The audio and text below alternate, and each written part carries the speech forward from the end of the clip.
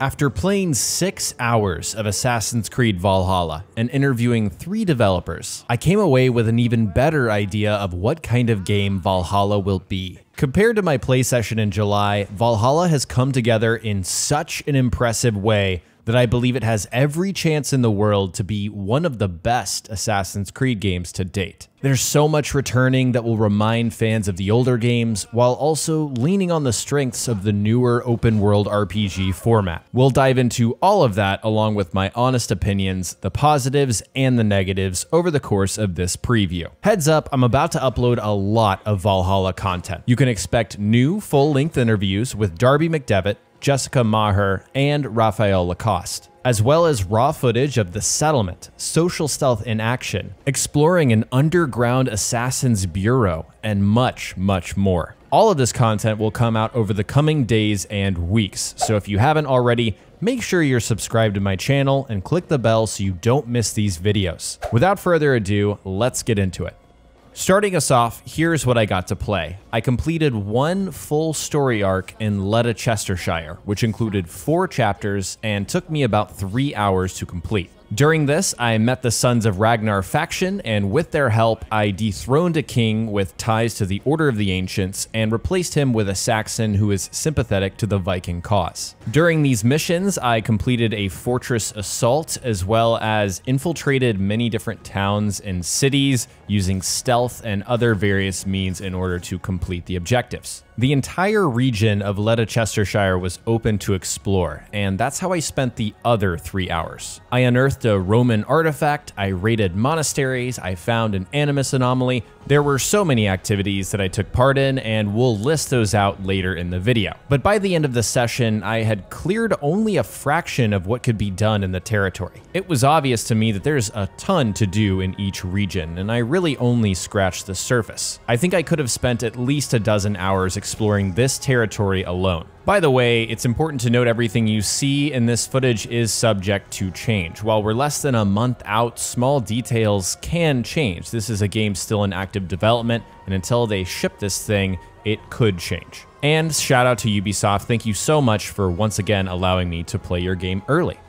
I wanted to start by highlighting the big improvements compared to the last time I got to play, which was back in July. What immediately jumped out to me was how much more complete the experience felt. Where I could see bits and pieces of a game the first time around, this demo felt like it put everything together in a neat package that represents what we're going to play in November. I started out in the settlement, which provided the narrative weight that I was looking for the first time. When I loaded in, a couple kids ran up to greet Eivor. I walked around town, talking to all of the craftsmen, learning their stories, and more importantly, the gameplay upgrades I'd get for building all of their shops. I learned how to flight from Alvis. Ronvi showed me the Alliance map in the Longhouse, and Wallace offered hunting objectives in exchange for runes. To me, the settlement is really the glue that holds this entire experience together. Once you realize that this is home base, this is where you plan to forge into new lands, this is where you hold feasts with your clansmen,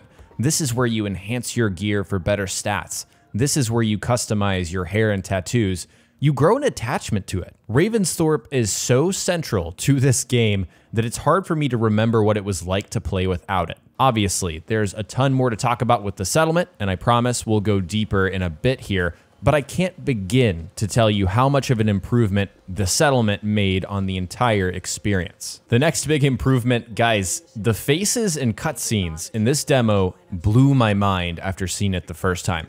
The quality is so much better that my jaw literally dropped. I know there was a question of whether facial animations and textures had taken a back seat, but man, if this isn't proof that a couple of months of polish goes a long way, I don't know what is. I mean, these faces look easily as good as Assassin's Creed Odyssey's faces, if not better. I have full and complete confidence in this game to deliver consistently solid cutscenes after seeing it for 6 hours. And the final big improvement I wanted to note from the top here, and we'll go further into detail on this point later, Valhalla felt a lot more Assassin's Creed-y to me in this preview. There's a bureau in your settlement. There's hints about the Order of the Ancients throughout. There are zealots hunting you down. While I didn't get to see it in my demo, we learned from a press preview that we'll get to hunt down and assassinate members of the Order using the Hidden Ones Bureau. When you pair that with things like social stealth and blending and the ability to one-hit assassinate with your hidden blade, it's clear that while this is a game delivering the Viking fantasy, like Ubisoft has said all along,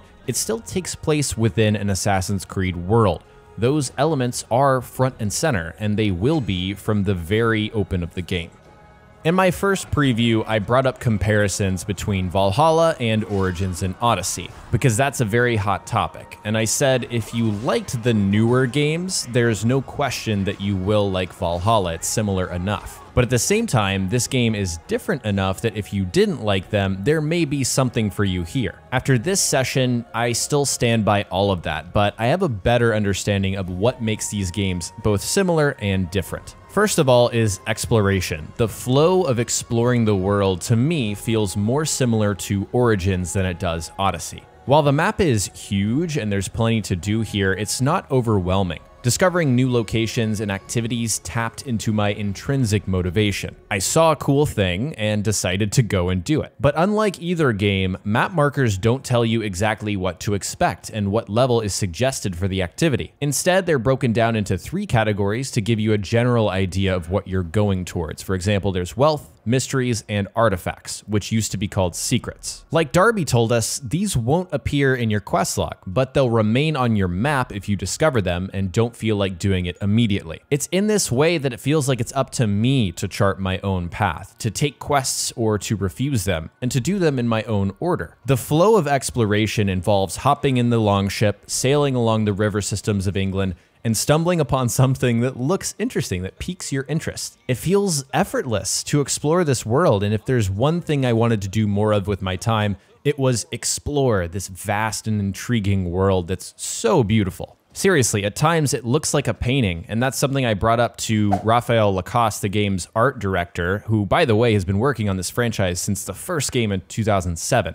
And he told me, yes, they were looking for the painting feel, and it's so cool to see it in action. But back to exploration. At one point, a main story mission told me to look for the objective at the intersection of 2 rivers in a general area of the territory. But it was up to me to find the exact spot. I know that's not everyone's preference, but as someone who craves natural exploration, I loved that. In my interview, I asked Jessica Maher if Valhalla has an exploration mode like Odyssey did, and she said it doesn't have that specific option, but we can customize the HUD to make things feel natural. Either way, that sort of figure it out yourself exploring was baked into the main experience. You notice this in dialogue too. Characters will tell you exactly where to meet them, as if there isn't a map screen to refer to. It's all grounded within the time period. It's appropriate with the setting, and I never noticed that someone magically knew something they shouldn't have. Going into Valhalla, there's been a large conversation about how realistic this game is. In my last preview, I said things like flaming swords and poison effects took me out of the experience. They didn't seem realistic. But abilities like the Kick of Tyr made Eivor feel powerful instead of magical. After this session, things like flaming swords bothered me far less. I didn't really notice them, honestly. The more I used Eivor's abilities, the more I felt that my character is just a really skilled fighter, not a demigod. There is no magic in Valhalla. I didn't get to experience any of the mystical drug-induced sections that have been referenced before, such as the Daughters of Lyrian or the legendary animal hunts, but I can say with full confidence that Valhalla feels like a game grounded in reality. It's not a reality simulator, but it's no more unrealistic than it was for Ezio to use Da Vinci's flying machine to bombard the Templars. We know there will be some mysticism and that Norse mythology will play a role, but I expect it to be something like Edward's dream sequences in Black Flag, or maybe Connor's alternate reality in the George Washington DLC of Assassin's Creed 3. Short bits that don't affect the overall gameplay, but they add something in the narrative department. Parkour is something I spent a bit more time with, and again, it feels most like Origins to me. This session reaffirmed what I said in my last preview, which is that parkour is not a focus like it used to be before the reboot. That said, having just played both Unity and Origins, it's not like the parkour in Valhalla is bad. It asks less of the player compared to before. There's not as much decision making involved, but mechanically I was able to perform things like side ejects when I wanted to, and I was able to scale down efficiently. As long as I wasn't holding A the entire time I was climbing and just kind of defaulting into that mode, the animation felt satisfying to me. I will say it's nice to see more opportunities to climb in this demo because I visited several towns and scaled a number of walls and towers. Parkour feels solid, it feels functional, and again, most like Origins to me. After playing another 6 hours of this game, I wanted to revisit the question, does Assassin's Creed Valhalla feel like an Assassin's Creed game? This time, I felt that it did even more than before. First and foremost, there was at least the presence of the Hidden Ones in the Order of the Ancients. In Ravensthorpe, you'll find a Hidden Ones bureau, and while I couldn't talk to the one guy here, I did find this letter from a mentor Rayhan to Acolyte Haytham. It mentions that Master Basim invited Haytham to assist him in this region, so I assume this guy here is Haytham. From the articles I mentioned earlier in the video, this week we learned that this is indeed Haytham. And from this hut, we'll be able to track targets of the Order of the Ancients and hunt them down for the Hidden Ones. Each target will drop a medallion, which we can turn into Haytham for rewards. That's right, assassination missions are back, and I can't wait until we see them in action. I asked Darby about Basim because he wasn't in the demo, and he told me that he leaves Ravensthorpe on a mission right before the start of this section. I really wish we got to see him, but that feels like something Ubi wants to save for the full release. But thanks to the story trailer, we already know a good amount. We know that the Hidden Ones will play a big role from very early on, because Basim arrives in Norway. Then Sigurd gives Eivor the Hidden Blade as a gift, and then Basim recruits Eivor to help him take down the Order. I found further evidence of the larger conflict on the Alliance map, because one territory was already completed in the demo. When I scrolled over Grantis Bridgeshire, hope I'm saying that right, it says Eivor helped Soma's clan and eliminated the Order's influence in the region. Ubi told me that the section I played was very early on, so to know that we already encountered the Order before the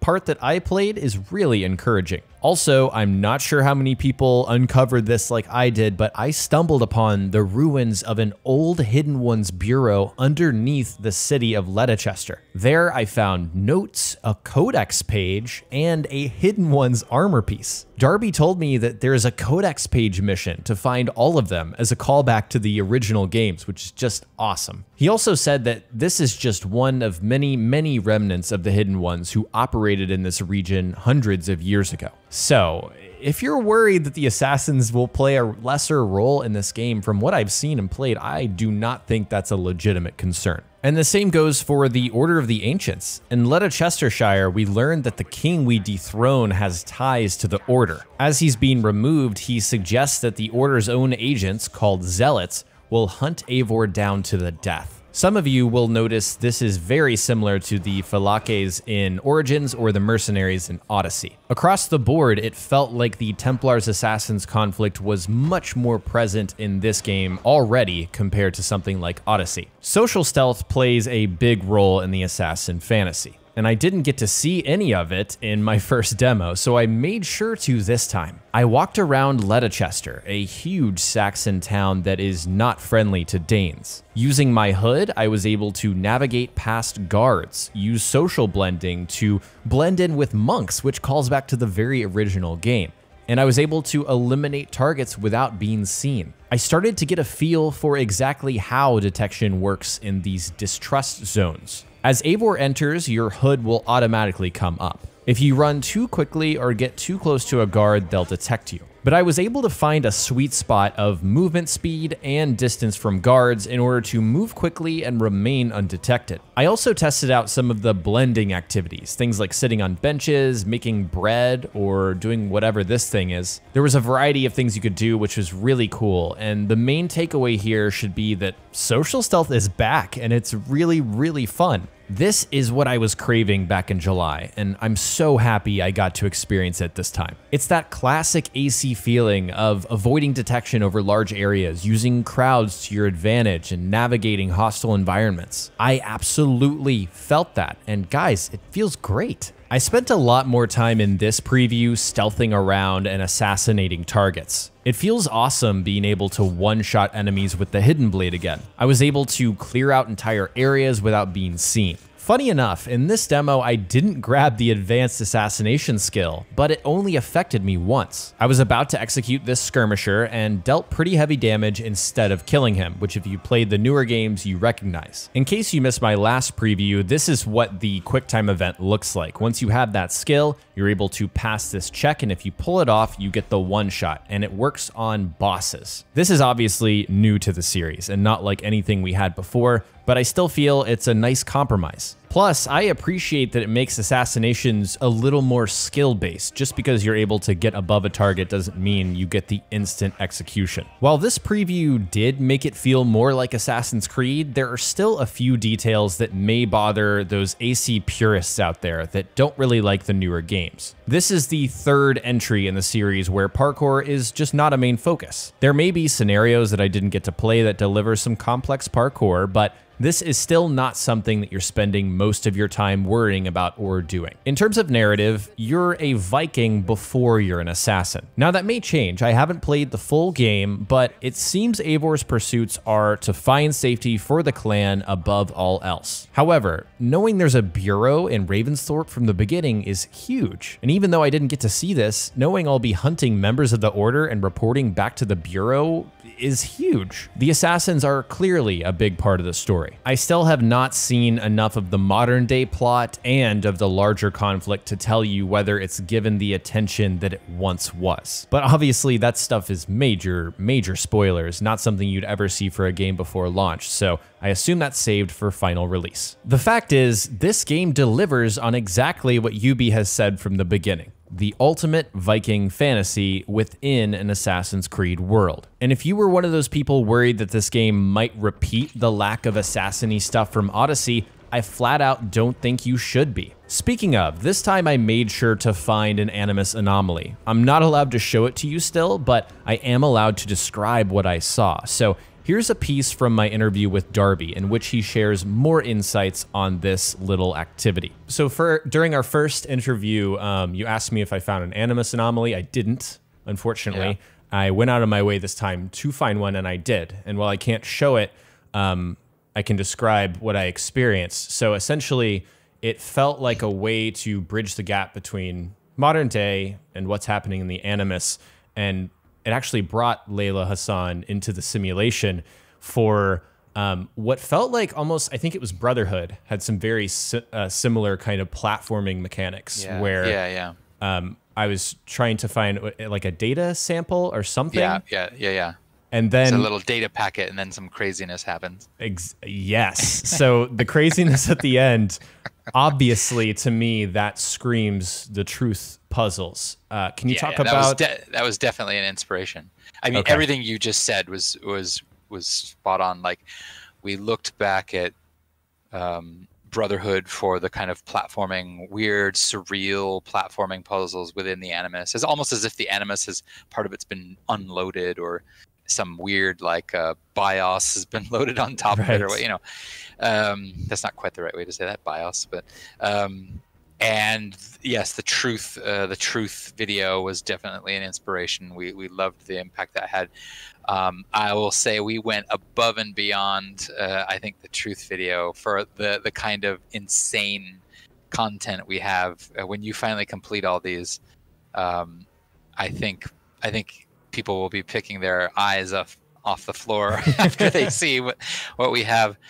Now it's time to dive into specifics. I spent an hour walking around Ravensthorpe, which is situated in the lower part of Leicestershire on the Nene River. I talked to more than a dozen settlers. I learned about who they are, why they're here, and how they impact the settlement. Just like I had hoped, this place reminds me of the homestead from Assassin's Creed 3. It feels like home, and it's packed with detail. There's a huge longhouse in the middle, surrounded by a dozen or so buildings and a dock along the river. In the longhouse, Eivor can check out the alliance map to plan out the clan's next move. And there's a personal quarters where you can read letters, sleep, and check out the settlement status. I thought I'd visited every single building in the settlement, but I managed to miss a few. From what I did find, there's no shortage of things you can do here. Everything from cosmetic customization, changing Eivor's hair and tattoos, to the longship's masts and figurehead, to boosts for the clan feast. Walking up to the longhouse, you can ring this bell and it triggers a short cutscene, which isn't just for show,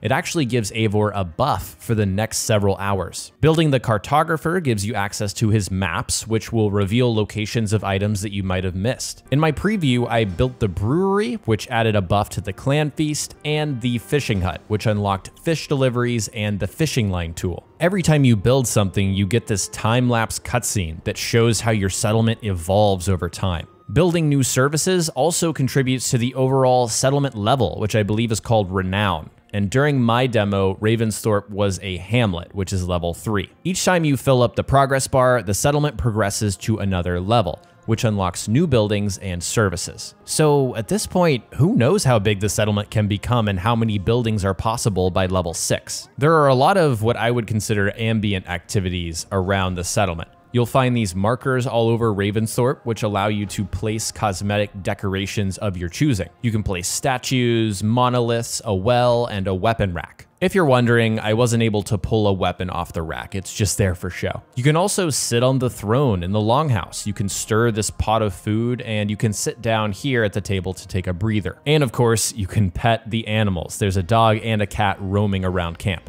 There's a lot more detail here in the settlement, and I'll continue to reference it, but note that I'm planning an entire video to break down every little thing I found. But the main takeaway for me is what I said at the top. This place contextualizes why the Vikings are here and what you're doing the entire time. In the story, you're pledging alliances in territories in order to ensure your clan's safety. In other activities, you're gathering supplies and resources and you're bringing them back to build up this town. It's all interconnected in a way that I really appreciated, and Ubi told us that this was essential. The settlement was so important to the core of this game, and it is. After playing it, it absolutely is. I have no doubt the settlement will be the biggest thing people take away from this game, even years down the line.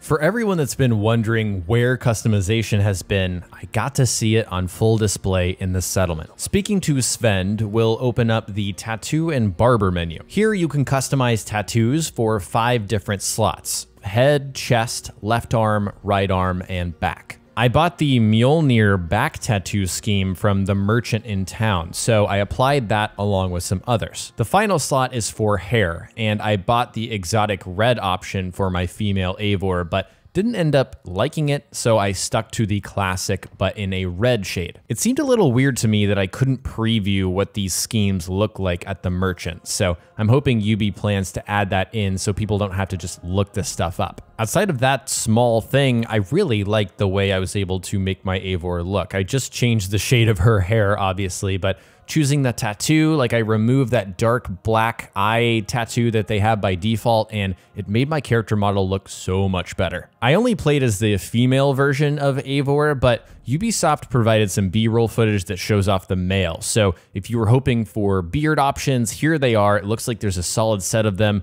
and the hair looks really great. At the shipyard, I met Gudrun and explored the shipyard menu. Here, I customized my longship by choosing options for 5 slots. There's the hull, the sails, the shields on the side, the figurehead at the front, and the tail at the back. Again, it felt like there was plenty of customization, and each option in the demo offered something different. I decided to go with the Wanderlust set in each slot, which gave me this nice white sail. The next bit of customization I found was at the stable and aviary, and here I could buy different horses with unique coloring and tack options, or different skins for Sunan. My one gripe with this menu is that the name and price boxes basically blocked the options, so I couldn't even see the breed of horse or the skin for the raven that I was paying for. It's just a little quality of life thing that I'd like to see changed, but I appreciated the depth of the options here. It seems like there's plenty to choose from, and there will be plenty more. And then finally, we got to see Jomsvikings. Talking to Adis near the barracks will give you the option to create your very own Jomsviking, who will join Eivor on the longship and in battle. You can customize every single piece that they equip, which armor they wear, and which weapons they use. You get these preset, kind of funny, randomly generated names, which I assume you can't manually type out. The one thing I found strange, which this may just be the preview or I missed it, is that it didn't seem like you could change the specific faces and hairstyles of these characters. You just have to randomly generate until you settle on something that you like. I hope that's not the case, because customizing a Jomsviking to me implies that you get to choose those options, so I hope I'm wrong there. And then once you decide your decisions are permanent for this Jomsviking, you get this little screen here. But it looks like we'll be creating plenty of them, so you won't have to worry about getting stuck with a guy that you don't like. So I wrote a lot about the story of this demo, and I'm realizing now it's probably not appropriate to keep all of this in this video, or else it would be like 50 minutes long. I know some of you will like that and some of you will understand. For the sake of the video and to keep it spoiler free, I'm just going to give you my general takeaway of the story. There are no spoilers here. During the last preview, I said it was hard to get attached to the narrative because I only played the back half of one story arc. I lost a lot of context. I didn't understand what was going on. But this time, I felt much more attached because I played that full arc from start to finish. I pledged to let a Chestershire in the settlement. I met with allies that helped me accomplish the mission, and then I succeeded. As I mentioned before, you meet the Sons of Ragnar, and they are so colorful. Like, I love the way that they're written and the fact that they have different ideas of how to approach conflicts, but they're always shooting for the same goals. There's lots of character building involved, lots of kind of fun scenes where you get to learn more about these guys and what makes them tick. If you're a fan of Darby games, you know what to expect. That's what you get here. It's awesome. I was so sucked into the narrative that I only stopped doing story missions to return to the settlement and upgrade my buildings or my weapons. When I asked Darby if we can pledge to multiple territories at the same time, he told me that yes, you could return to the Alliance map and start another pledge. But UB found in playtesting that basically nobody does that because everyone gets sucked into this narrative like I was. I mean, it's really good. I just kept going on because the characters and the storyline drew me in and kept me wanting to know what happened next. I felt that this moved the plot forward in meaningful ways. I got to meet interesting characters, and through Eivor's dialogue choices, I grew to understand more about our protagonist. Eivor is very loyal to the Raven clan and is willing to do whatever necessary to ensure its safety. She's willing to go to war or to make peace. It all seemed situation dependent. I talked with Darby about choices during this arc, and he said no matter what, the outcome is essentially the same, but how you get there is the important detail. That's where it's different. There are many options with branching outcomes, and the order in which you do things matters, and that's important because it gives me agency as the player. To put a bow on this, I loved the story. In a lot of ways, it sort of subverts your expectations, but never in a way that feels contrived. You can see how what's happening in this arc escalates the entire conflict. You start to see little breadcrumbs piling up, and man, I cannot wait to see where they will lead me. Combat is another area that feels like a mix of the previous two entries. The regular melee and ranged gameplay feels like a meteor version of Origins, but activating and using abilities feels like Odyssey. Things like Throwing Axe Fury and Piercing Shot, these feel like over-the-top skillful attacks. They're grounded, they're not like the magical bursts of energy you get from Odyssey, but nonetheless they feel close enough, in terms of activating abilities to draw the comparison. But over the course of my 6 hours, I noticed I was barely using my abilities. I think there's enough here for you to say, if abilities really turn me off, I don't even have to use them. Now, I don't usually advocate for people to avoid features in games, but I think this is a rare example where you could go either way and not feel like you're missing out. On the other hand, if you loved the abilities of Odyssey, Valhalla does a great job of making you feel powerful. For starters, Rush and Bash seems to be the move to use when any enemy has a big shield that you can't break through. It breaks down their defenses and stuns them, leaving them open for heavy damage. Piercing Arrow occupies a similar role in ranged combat. I found the upgrade book for that ability, which enhances so you can pierce through heavy shields. So there's sort of a tic-tac-toe quality to these abilities. You'll know what to use in a certain situation. I did come across one new ability that I hadn't seen before called the Force of the Nornir.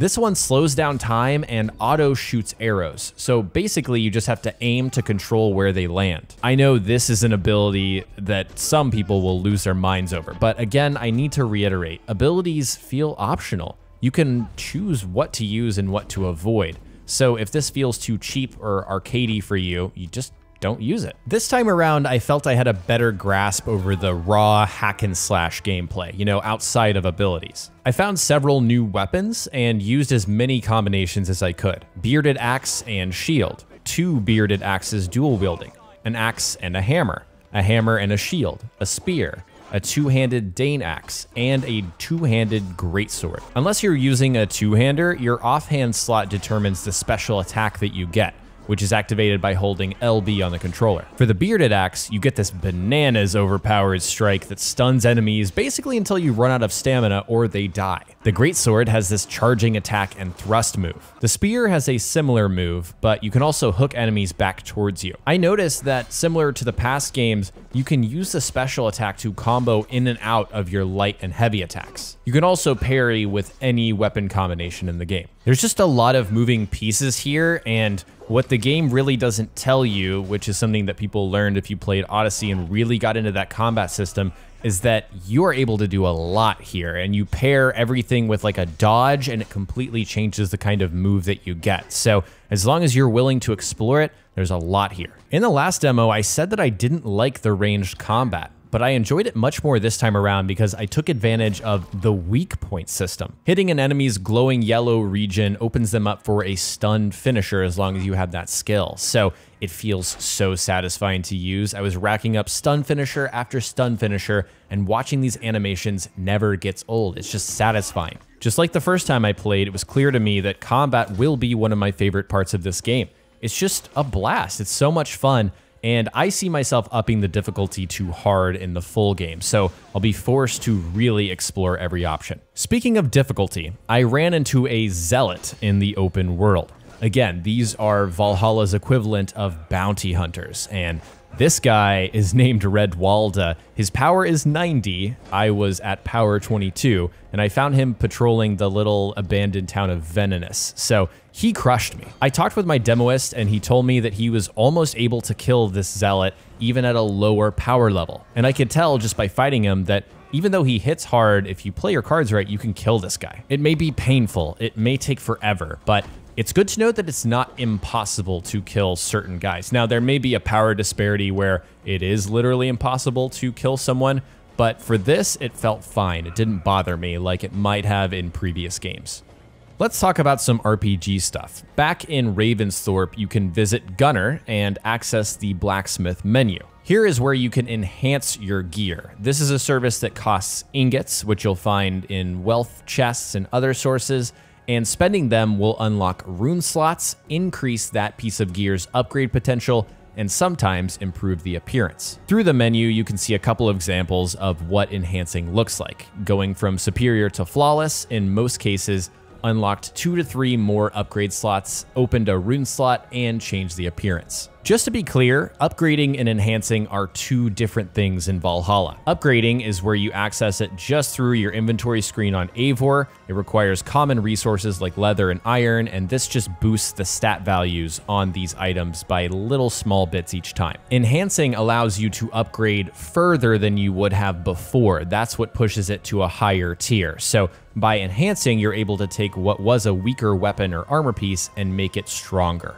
During my preview, I upgraded several pieces, and it was hard to notice the difference in my short playtime. I'm sure that I will, though, over the course of a playthrough. I chose to enhance the Feared Spear from fine to superior quality, which made the appearance better, extended the upgrade potential, and added a rune slot. Then I chose to socket a crit damage rune since this is a high crit weapon. I just wanted to push that further. Speaking of, let's dive more into runes because these are new too. After my first demo, my predictions were true. This little area below each piece represents rune slots. If you've played any RPG or MMO that allows you to slot gems to slightly customize your gear, it works exactly the same here in Valhalla. There are 2 primary types of runes, weapon and armor runes. They all give a small boost to a stat. like stun on weapons or ranged resistance on armor. I only saw minor runes, so I'd bet that there are some major ones out there and possibly even higher tiers than that. Also, it's worth noting that runes are not permanent. You can socket these in and out at will without losing them. If you're wondering how to get these, I found runes in chests, but there are also these little requisition missions from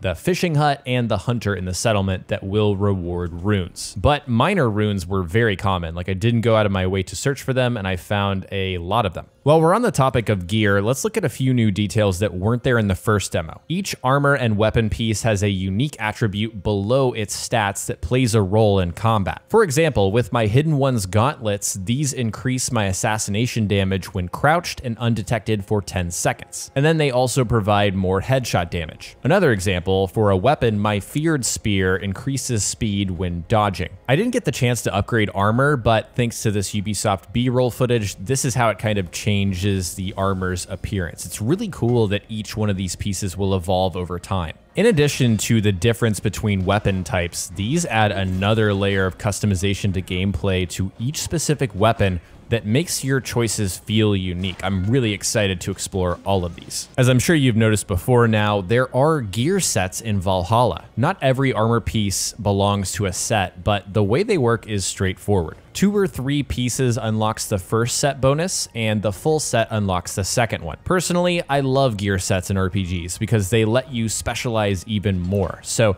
this was an exciting and welcome addition for me. It's time to dive back into the skills. So my demoist told me that there was no penalty in the demo for resetting my skills. That meant that I was able to branch out, then reset, and basically uncover every single skill in the game. Keep in mind, this stuff could change, but for now I can confirm that there are 14 main skills for each archetype, for a total of 42 unique skills. Note also that each branch has an adrenaline upgrade, so if you count those as well, it's 45. After uncovering this entire tree, it mostly reminds me of Origins. Similar to that game, these skills are small gameplay enhancements. There's some contextual actions and quality of life boosts, but you're not just increasing a certain ability by X amount of damage. For example, Battleground Bolt lets you now pick up and throw the weapons of fallen enemies. But then you have skills like Auto Loot, which auto loots assassinated targets and is lifted straight from Origins. Obviously, when you uncover the entire thing, it removes the mystery of it all. But at this point, I don't know how I feel about this skill system. The way it's presented feels very appropriate for Valhalla and the aesthetic and presentation that it's putting out there. But how you're slowly uncovering each part, I think most people will end up Googling the full thing so they can move towards the skills they want first. We've seen up to a 600 something power Eivor in some footage, so clearly there will be plenty of points to spend, and it feels like you can unlock everything in one playthrough unless I'm wrong. At the same time though, I didn't get to experience the full breadth of this system because each individual node that you pick that is a bear node, for example, will increase the value and damage and armor and all that stuff of your bear gear. So that is an important distinction and something that is very unique about this system. In any case, it lets you specialize. I always love that about an RPG. There's so much detail here, and I love what most of these skills provide. As part of this preview, I wanted to do a little roundup of the things I got to experience outside of the story, the side activities. I completed 2 flighting challenges, and I was honestly shocked at how fun they were. You have to pay close attention to what your opponent says, then pick the option that matches the rhyme, cadence, and topic of their delivery. It's a fun way to rack up some silver. I noticed you can put up a wager beforehand, but it's just a mini game that is unique to the time period, and I'm excited to check out more of these because I think I'm pretty good at it. I also tried out 2 drinking challenges. One of them I failed, but the other one I got. And still, I didn't quite get this right the first time during my first demo and during my first attempt in this one, but I'm so glad that I did this time. These are rhythm-based, so you have to press A when the circle closes, and the speed gets quicker and quicker with consecutive successes. And as you get more drunk, Eivor will start to lose balance, and you have to keep the rhythm in order to succeed. Once I got it down, I really enjoyed this activity too. Back in the settlement next to the barracks is someone who will play Orlog with you. This is a dice game, and I spent just enough time playing to realize that I wasn't very good at it. It looks like you'll truly need to understand how this game works in order to succeed. That's really it in terms of side activities. Ubisoft provided some B-roll though that shows off things I didn't get to check out personally. There are cursed symbols that seem to function just like collectibles. I came across one of them in my first session and didn't realize what to do until now. It's basically an archery challenge. You just hit the symbol with your arrow and you're basically done. Next is the fly agar. I think I'm saying that right. Eivor can eat these mushrooms out in the world to go on a hallucinogenic trip, which spawns these portals. It's hard to tell from the footage, but it appears like you just have to choose the correct portals to go through in order to succeed. Finally, I got more footage of the cairn. Once you build these and validate them, apparently they stay the way you built them for the rest of the game, which is pretty cool. After a total of about 10 hours of playtime, Assassin's Creed Valhalla is in my top 2 most anticipated games this year. As a fan of this series, as someone who has spent just way too much time playing and replaying the franchise, I am so happy with how this game is evolving the series forward. It has DNA from many parts of my favorite Assassin's Creed games, and it's clear that there was a push to return to classic elements in ways that make sense within this era of the series. The open world AC games just don't get enough credit, but I think there's enough here to ensure that Valhalla will. We're less than a month away now from release, but remember, I'm going to be bombarding your feeds with Valhalla gameplay and impressions from this session, like every single day. So make sure you're subscribed to my channel and hit that bell to receive notifications when those videos go live so you don't miss them. Huge thanks to my YouTube supporters, Grass, David, Kamal, Matthew, Spyro, JVO, John, Lilman, and newcomer Naus for supporting the channel. If you want to support me further, click the join button below this video. In exchange for your support, you'll unlock custom badges and emotes to use in chat. Check the link in the description for more information. Thank you guys so much for watching. This was a labor of love putting this together, so I hope you enjoyed, and I'll talk to you next time.